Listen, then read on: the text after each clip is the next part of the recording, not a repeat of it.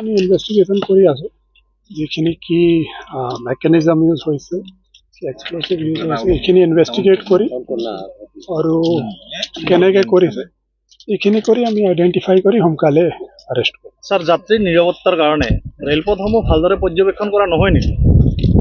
এইটো হয়, ডেফিনেটলি ভালকে সুৰক্ষা দিয়া যায়। এইখিনি কি হৈছে কেনেকৈ হৈছে আমি ইনভেষ্টিগেশ্যন কৰিয়ে গম পাম।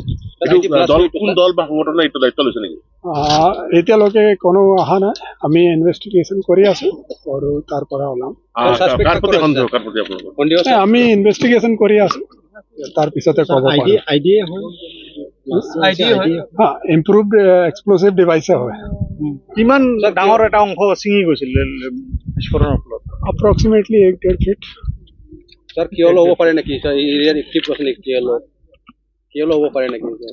আমি ইনভেষ্টিগেশ্যন কৰাৰ পিছতে কিবা ক'ব পাৰোঁ, but exactly which extremist group involve হৈ আছে সেইটো আমি তাৰ পিছতে ক'ব। স্যার, দেখা গৈছে যে বহুত ডাঙৰ দুৰ্ঘটনাৰ পৰা এটা ৰক্ষা পৰিল, তো ভৱিষ্যতে যাতে এনেধৰণৰ ঘটনা সংঘটিত নহয় তাৰ কাৰণে আপোনালোকে কি ব্যৱস্থা হাতত অল প্ৰিভেণ্টিভ একশ্যন ল'ব লাগে, প্ৰিভেণ্টিভ একশ্যন ল'ব লাগে।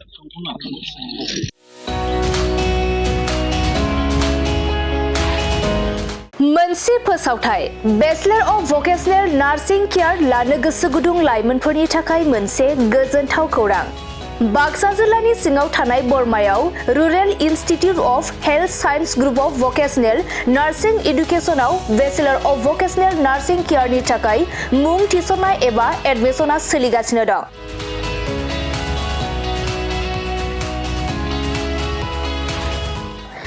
बेचलर अफ भकेशनेल नार्सिं केयाराव मुं थिसननो थाखाय फरायसाया जायखिजाया स्ट्रिमनिफ्राय एचएस आनजादखौ उथ्रिनाय जानांगोन।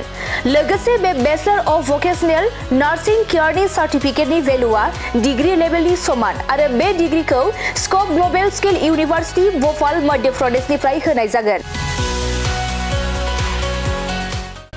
गुबैयै भकेशनेल नार्सिंनि सायाव बे bachelor of vocational nursing care कचिंखौ होनाय जायो आरो बे कचिंआ जोबखांनायनि उनाव नोंथाङा सरखारि साख्रि, कर्परेट साख्रि आरो प्राइभेट साख्रि मोननायनिबो सुबिदा दं।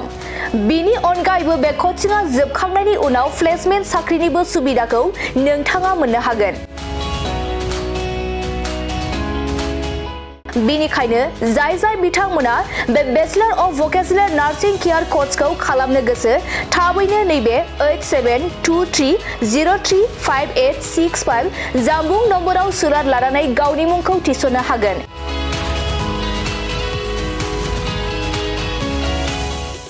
खुलुमबाय, आं नोंथांमोननो दिनै बे भिडिअनि गेजेरजों जोबोर मोजां मोनसे खौरां फोसावनो थाखाय लाबोनाय जादों।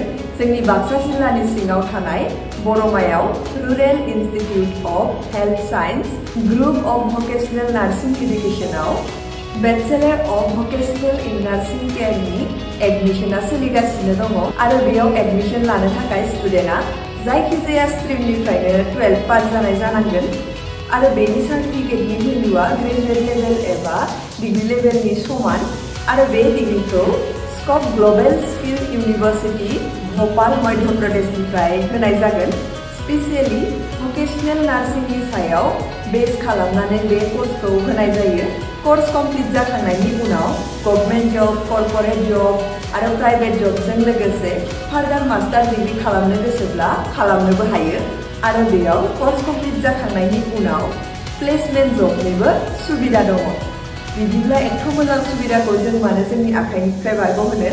जाय बिथांमोना बे कर्सखौ खालामनो गोसो होनाय नाम्बाराव थांनानै थाबैनो कन्टेक्ट खालामदो आरो गावनि सिटखौ बुक खालामनानै गावनि फिउचारखौबो ब्राइट खालामदो। Thank you.